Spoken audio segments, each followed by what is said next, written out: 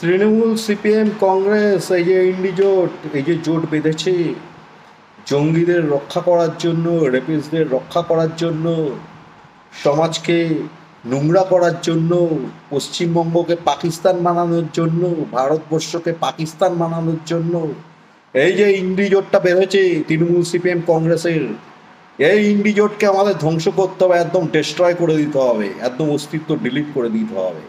এটা হচ্ছে একটা হিন্দু বিরোধী জোট, এটা হচ্ছে একটা ভারত বিরোধী জোট, একটা দেশদ্রোহী জোট।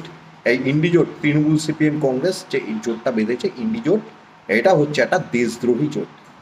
এই জোটটাকে আমাদের ধ্বংস করতে হবে ভারতবর্ষের রক্ষার্থে, পশ্চিমবঙ্গের রক্ষার্থে।